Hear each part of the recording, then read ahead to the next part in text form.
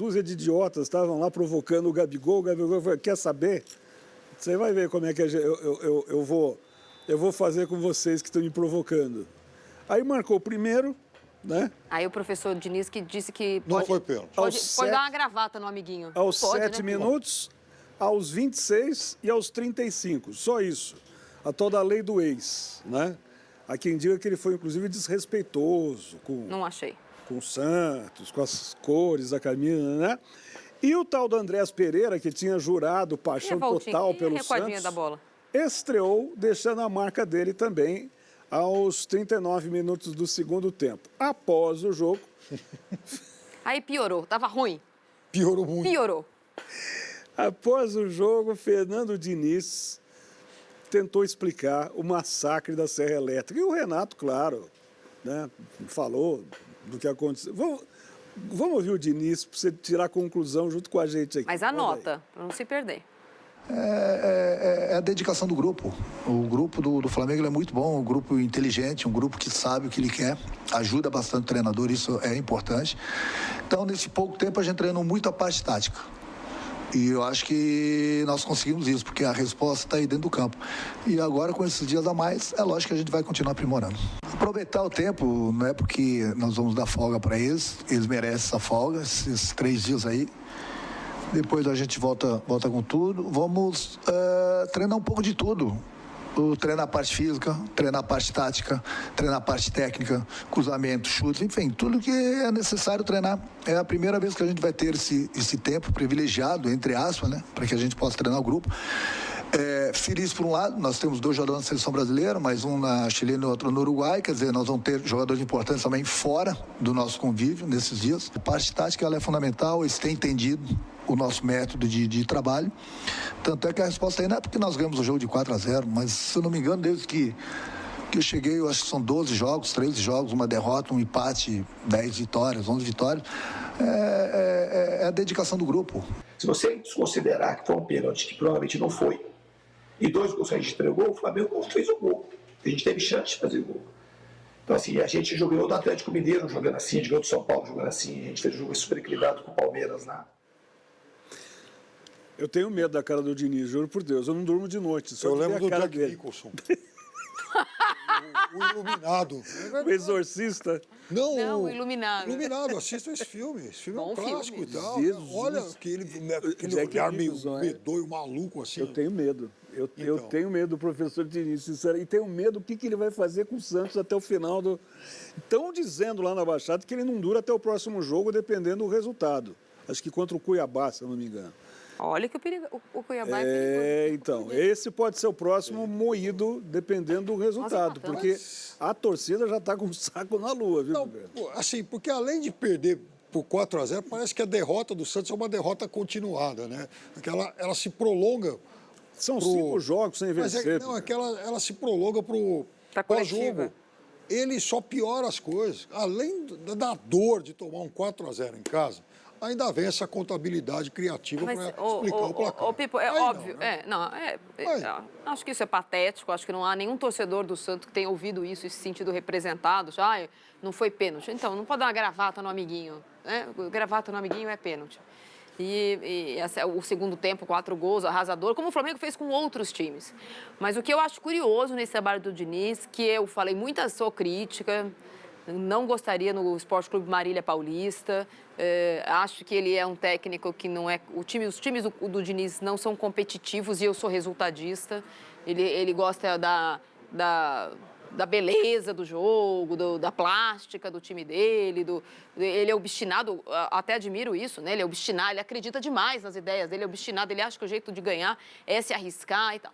Mas eu não consigo ver neste Santos, e ele já está no Santos desde abril, a cara do Diniz. Óbvio, ele tem problemas no Santos que ele não teve no São Paulo. Por mais problemático que fosse o São Paulo dele. Uma hora tem o Marinho, não tem o Marinho, contusões, jogadores que vão embora, que desaparecem do CT. Então, os problemas no Santos são maiores do que eram no São Paulo.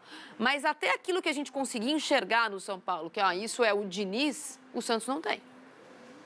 O Santos não tem nem mais posse de bola que os outros times. Não, que é uma coisa que ele gosta muito. Você não vai jogar contra o Flamengo da mesma forma que joga contra o Libertad. Mas não só nesse jogo, Pipo. Não, sim, mas o Santos não é um time que chuta muito ao gol.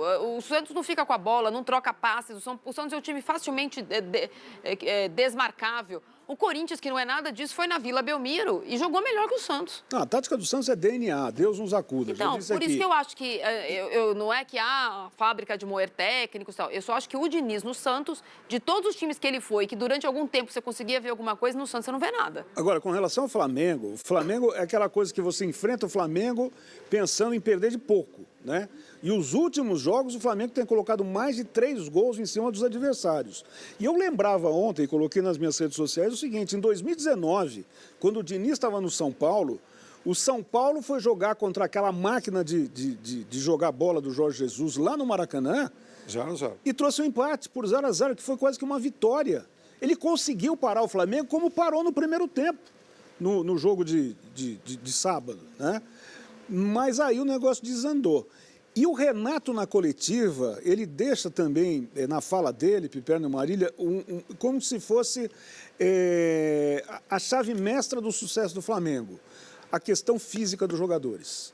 Ele parabenizou um por um do departamento de fisiologia do Flamengo, porque o time está voando e preparado para jogar bola até os 45 do segundo tempo, ou seja lá até onde for, para continuar martelando nos adversários que, em geral, não têm o mesmo vigor físico. E aí começam a cair em seus desempenhos, né? Então isso é quase que normal no futebol. Você vai decaindo ao final e o Flamengo vai subindo para o final. Vamos voltar para 2019, então, né? Todo mundo poupava o jogador, né? Isso virou uma coisa praticamente institucionalizada aqui no futebol brasileiro. E o Flamengo do Jesus, o mínimo possível.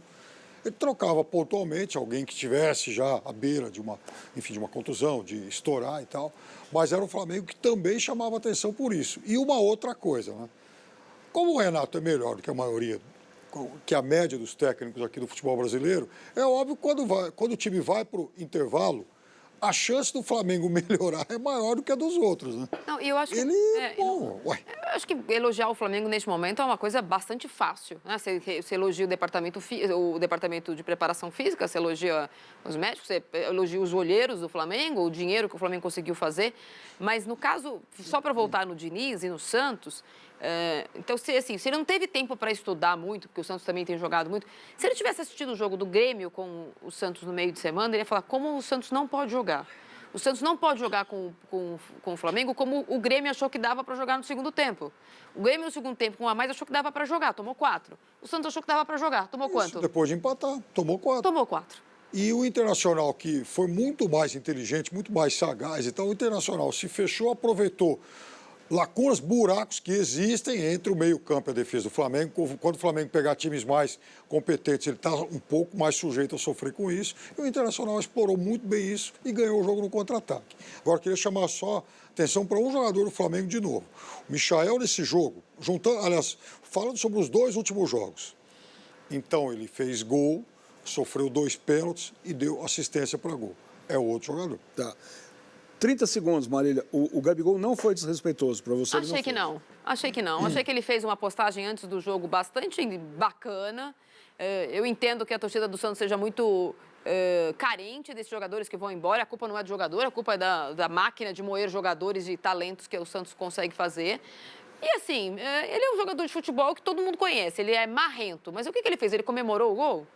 Eu também comemoraria. Eu também. Não acho que ele fez... em outras oportunidades... Acho os 5 que ele fez em Porto Alegre, no intervalo, quando o jogo estava empatado, muito, entre aspas, mais ofensivo, inclusive, porque não tinha nada a ver com a partida que estava acontecendo ali, o Grêmio estava jogando melhor, do que ele fez em Santos. Em Santos ele fez gol. E pronto.